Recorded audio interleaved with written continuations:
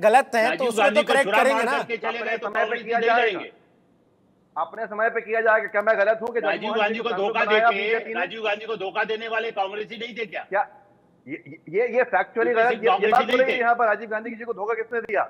जो मैं दो बातें कह रहा हूँ, जगमोहन जी को गवर्नर किसने बनाया? कांग्रेस की सरकार नहीं थी। कश्मीरी पंडित जब वहां से निकाले गए तो जगमोहन जी के आह्वान पे निकाले गए। जगमोहन जी किसके ऊपर, किसके कहने पे वहां पर बनाए गए थे गवर्नर? जगमोहन जी को इनाम किसने दिया बाद में? अटल जी की सरकार ने मंत्री बना के, बीजेपी ने। अगर मैं ये बातें कह रहा हूं तो ये फैक्चुअली गलत नहीं है।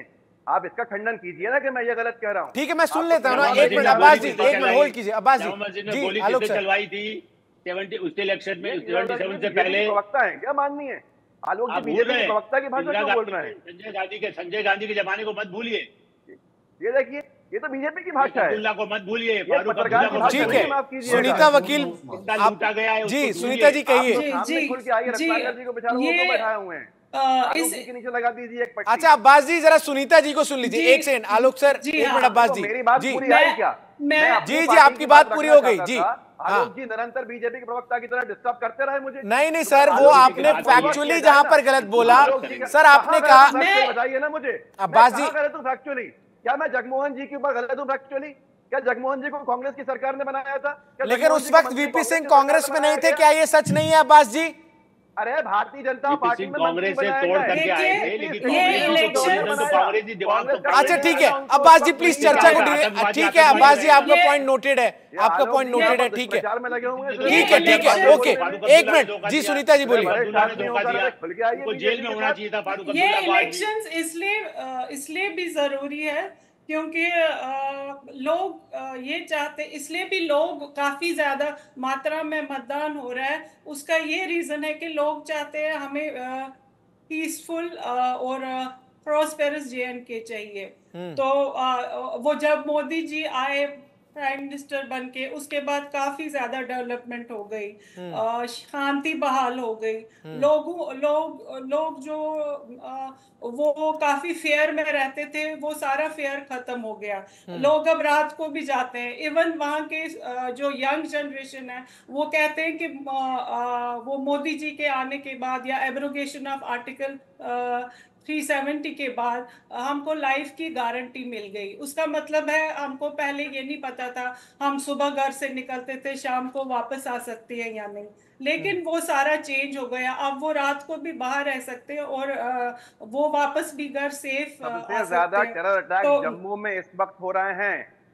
और देखिए लोगों को टेरर अटैक्स हुए हैं, हमारे जवान शहीद हुए हैं। मोदी जी उस क्षेत्र में भाषण देते हुए खड़े रहे, उन्होंने जवानों की बात नहीं की।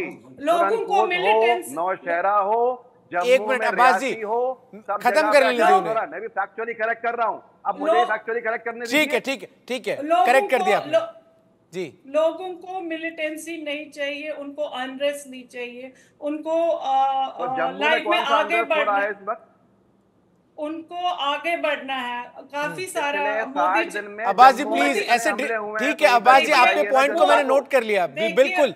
आपने जो आपने ऑब्जेक्शन की वो, हाँ बताइए, बोलिए मैम। सुनीता जी आप बोलिए।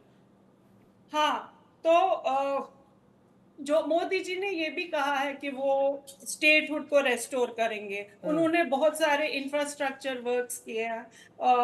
वो चिनाब रिवर पे उन्होंने हाईएस्ट रेलवे ब्रिज बनवाया है जम्मू में, और वंदे मातरम जो एक्सप्रेस ट्रेन है, वंदे भारत ट्रेन जी वंदे भारत ट्रेन। अच्छा, और रेलवे स्टेशन जैसे रियासी, कटरा, वहाँ पे बहुत सारी फैसिलिटीज अपग्रेड किया। हाइडल पावर प्रोजेक्ट्स वो उन पे काम चल रहा है, जिससे कि एम्प्लॉयमेंट भी मिलेगी और पावर भी जनरेट होगा। ठीक है। और वैष्णो माता में रिकॉर्ड लोग आते हैं, उससे क्या होता है, वो भी एम्प्लॉयमेंट का एक जरिया है। तो काफी ज्यादा थोड़ी सी कमियां बता दीजिए, जो बहुत सारी नाकामियां हैं पत्रकार। रत्नाकर जी जवाब दे लीजिए आप भी, बस वाइंड अप करूंगा मैं जी। रत्नाकर जी बोलिए। आपने टेरर अटैक का कोई मैं उम्मीद करूंगा कि अब्बास जी जम्मू में लोग सुरक्षित है, आपने कोई बात नहीं की। आपने हाइडल पावर प्लांट्स की बात करी, आपने ये नहीं कहा कि आज उत्पादन कितना कम है बिजली का। ठीक है, जवाब सुन लेते हैं ना रत्नाकर जी, सवाल आपने उठाए हैं, अगर आपने वाजिब सवाल उठाए, रत्नाकर जी से जवाब ले लीजिए। अब्बास जी एक सेकंड, अब्बास जी ऐसे थोड़ी होता है, ठीक है मेरी भी क्या जरूरत थी? ठीक है, जवाब ले लीजिए, समय बहुत कम है मेरे पास, फाइंड अप करूंगा मैं। बताइए रत्नाकर जी। गुणगान गा अटल जी तक की मेहनतों को भूल जाए जो लोग यहाँ पर, हम यहाँ बीजेपी का अगर मेहमंडन ही करना है तो फिर हमें हटा दीजिए। नहीं आपकी बात, बीजेपी का मेहमंडन करवाइए। 45 मिनट की चर्चा में 20 मिनट आपने भी बोला है, जरा बात तो सुन लीजिए। अब्बास जी एक मिनट होल्ड कीजिए, अब्बास जी के वेटर थोड़ा, ठीक है यहाँ पर। रत्नाकर जी बोलिए। देखिए अब्बास जी ने सवाल भारतीय जनता पार्टी के ऊपर उठाने की बात कह रहे थे, जो मैं सवाल उठाता हूं, भारतीय जनता पार्टी कांग्रेस के ऊपर सवाल उठाती है। क्या कांग्रेस पार्टी 370 फिर से बहाल करेगी? वो नेशनल कॉन्फ्रेंस का जो एजेंडा है वहां पे, जो पाकिस्तान का राग जो अलाप रही है कि हमारी सरकार बता रही है, तो हम 370 फिर से बहाल करेंगे। क्या कांग्रेस पार्टी उस बात का समर्थन करती है कि 370 फिर से बहाली करना चाहिए? क्या कांग्रेस पार्टी यह चाहती है कि जम्मू कश्मीर में क्या कांग्रेस पार्टी चाहती है कि फिर को बर्बाद करे? मैं कांग्रेस पार्टी से यह पूछना चाहता हूं।